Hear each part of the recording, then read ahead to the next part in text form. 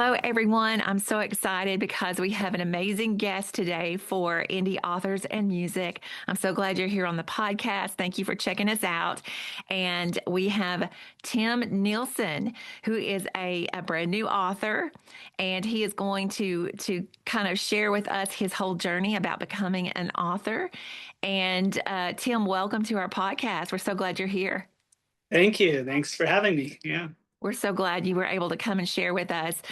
So show us your book. You were showing me you just got Yeah. your copy right there. I love it. So you are a children's Mhm. book author, and let's just start out by telling everyone a little bit about you. Tell us about you. Okay. Yeah. Well, I'm a father of three kids. Husband. Me and my wife have been married. It'll be 26 years this year. I love to read. I love to do woodworking and do a little bit of. I work on the computer at home, and I'm in a very technical job, and so there is a uh, you know uh, uh, uh, another muscle of creativity that I don't really get to exercise too much in my work. So that's why I love to read and write and yeah, I'm just happy to be a published author now. It's so exciting. Yeah. So let's back up a little bit and just Uh-huh. tell us where did this all come from? What really inspired you to start writing and to write a children's book? Where did that all begin with you? Oh man, well, I've always loved reading stories. I even since I was a kid, and I remember even when I was in elementary school, I actually wrote a few books, but it's elementary school, right? And so it was just for me, it was just fun to get a story on the page, and so I've been writing books forever. But it wasn't until I had kids of my own and I started reading storybooks to them. And we've got a lot of the books that most parents get, for their kids, the picture books and the ones we get from gifts and birthdays and things. And I just remember reading to them and telling them, reading these storybooks to my kids, and I was just so, I don't know, I was just so unimpressed, and in some cases it was upsetting, to see a book that's just it's just very poorly written, or just because it has a fancy character on it, it got sold. And so I just started thinking, oh man, I know I could do better than this. I know we could get some better stories. And I think for a little bit I actually started to just tell my kids stories and make up stories at bedtime rather than going through the books that we had. Great. Yeah. So then, that was kind of where I was at. And I remember I do have a lot of dreams, and I had this dream this one night about this really sad frog, and I couldn't get over it. It was a very vivid dream. And he could not figure out how to be happy. He was always miserable. And I just thought about that character. It was so clear in my mind. And so when I woke up, I wrote this book. This was back in probably 2005, so Okay. it was a little while ago. And I wrote the whole book in the morning, at least the story, the main points of the story. Sure. And then I showed it to my wife. This is the first I'd ever tried to write a children's book. I've written a lot of other stories, Okay. longer stories and short stories, and even one or two novels that I started.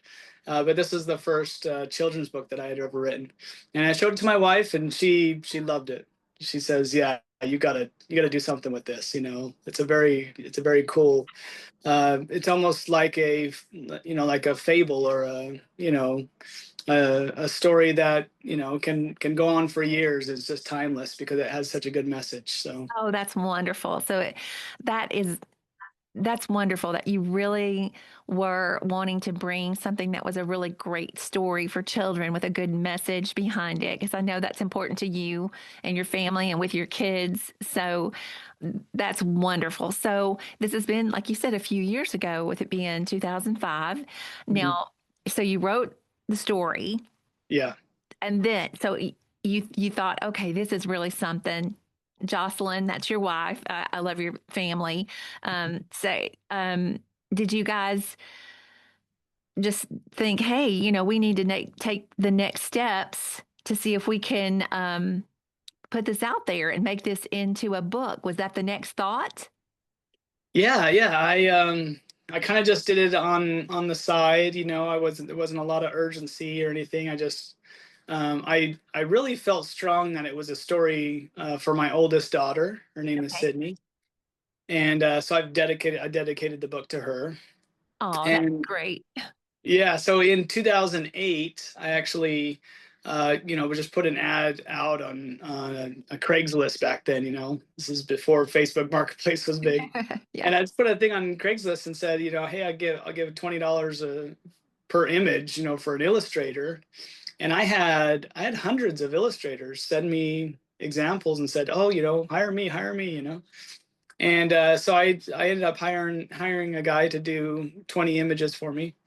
But they were very artistic. They were, it's beautiful art, and I still have that original art. But I don't know if it was really geared towards children. Okay. But I felt like I had something. I checked off the list, and then I went through Amazon self-publishing, Kindle publishing services, Okay. and I printed a couple for myself, and I gave one to my daughter. That's what I really wanted to do, just have something that I could give this story and be able to read to my own kids. Right. And but then over time, I more and more people kept asking for copies. And so we started passing around, and then I had to order more, and then I had to order more, and we just kept on giving them out. And so it started to get really big, and I thought, wow, this is really cool.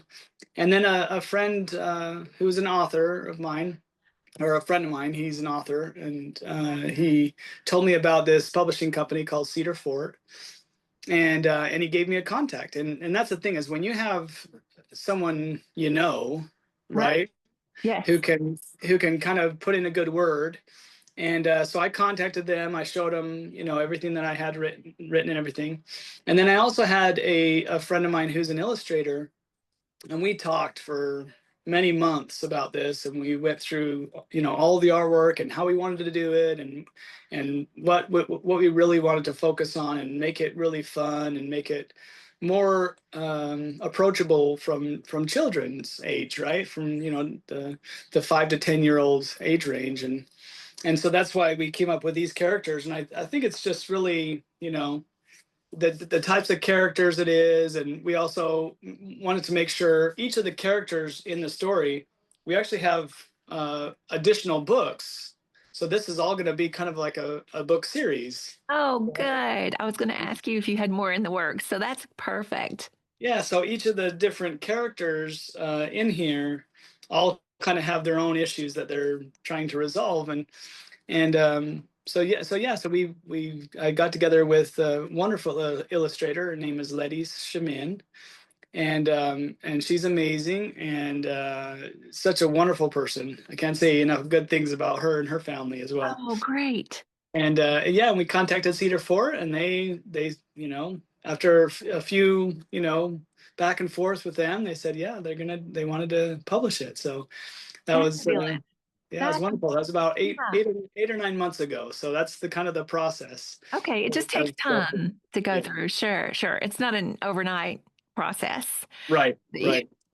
So now I know, just because another friend of mine was looking at publishing a children's book years ago, Yeah. and I just didn't know anything about it. I was somewhat familiar with Amazon and the Kindle process, and um, learned that the ebook process for children's Mhm. books is completely, like, it's a completely different thing for Yeah. children's books. But you were going through the process where you go through them and you print books, Yeah. hard copies, right? Yeah. And it was kind of print on demand Gotcha. Kindle publishing services. Yeah. Sure. Perfect. I know a lot of people use those. A lot of different authors use that service. Right. So that is so exciting. And now you've actually got your first printed book there. I love that you're doing it in a series. Yeah. That is, I love it. So, where this publishing company, is going to make your books available where? How will Yeah. people be able to access your books and buy books? Let us know. Yeah, so right now it's on Amazon, but they're also going to have distribution in I believe in Barnes and Noble and Deseret Books, Siegel Book, and I think there's a few others. So yeah, I'm really excited. Right there on the shelves. That's Yeah, right there in the shelves. fabulous. Yeah, So that is so wonderful. And I love that you found an illustrator that you just enjoy working with and that you can both move forward with this process on the continued series. yeah. Um, so how do you want people to connect with you? Well, we're in the process of kicking off the website. It's going to be www.belikefrog.com.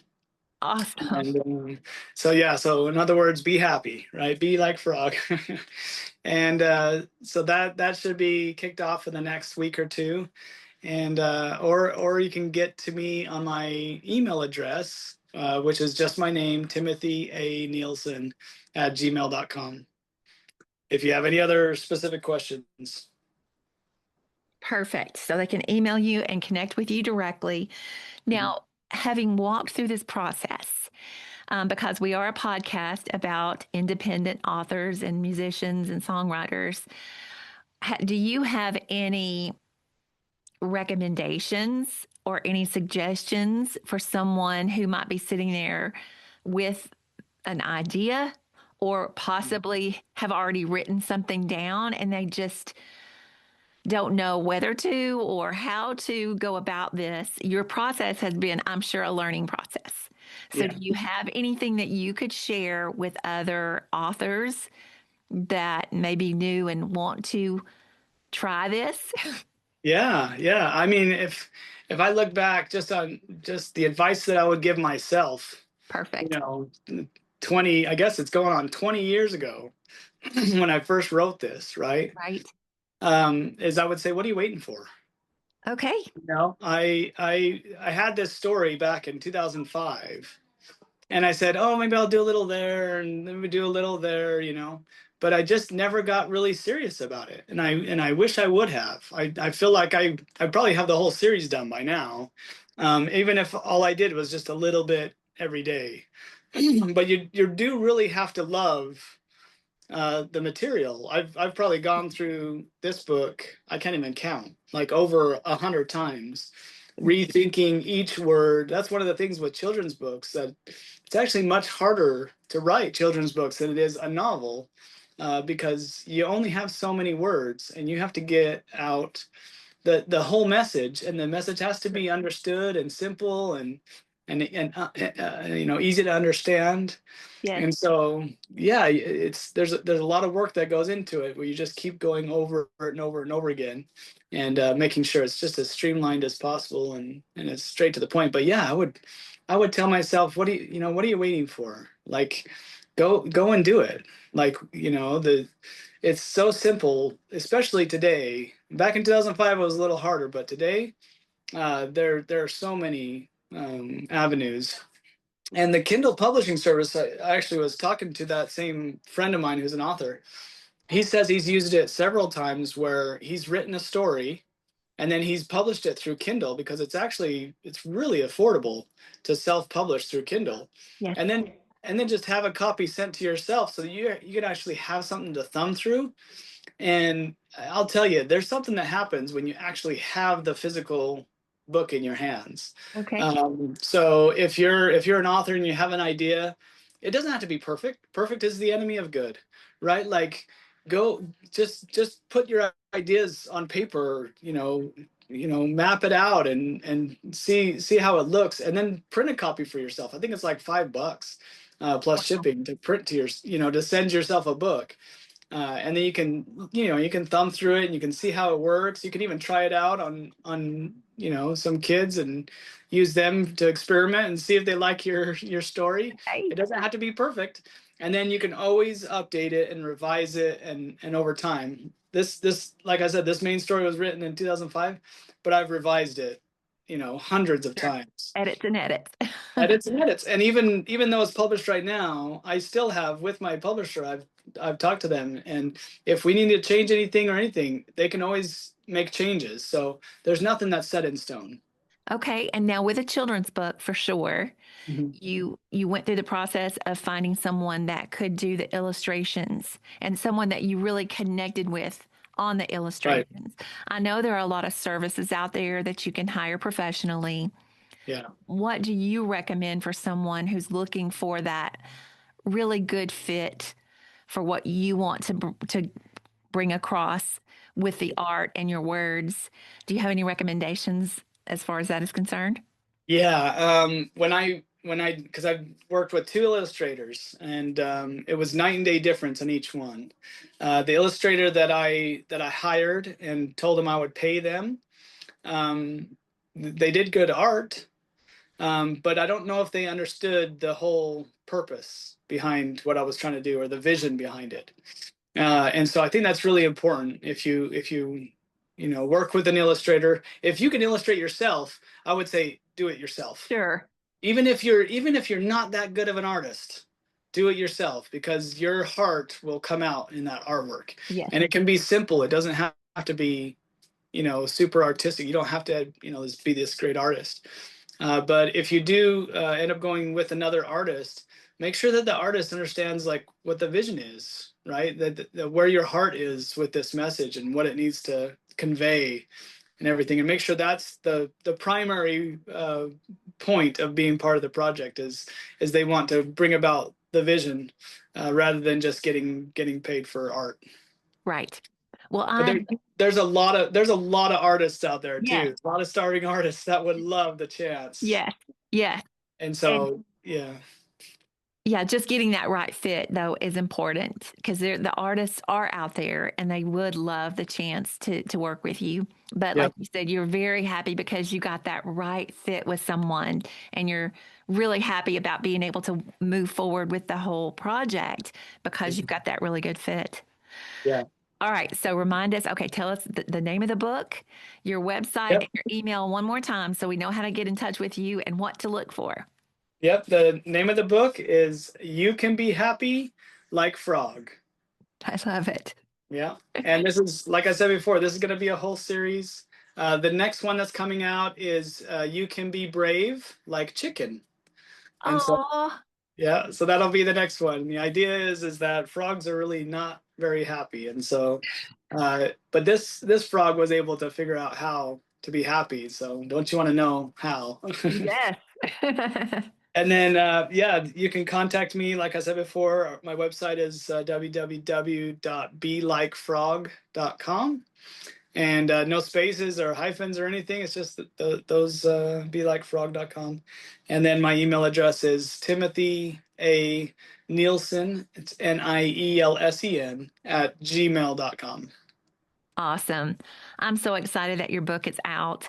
Thank you for coming and sharing your experience with us and giving us a heads up on how we can get the book and share that with the kids in our lives, like you were able to be inspired by the kids in your life. So, thank you so much for coming on the podcast with me. Yeah, thank you. I hope this story can help many, many kids to see, kind of find the secret to happiness. So, I do too. I think that's wonderful. yeah. All right. Thank you so much. All right, thanks. Bye.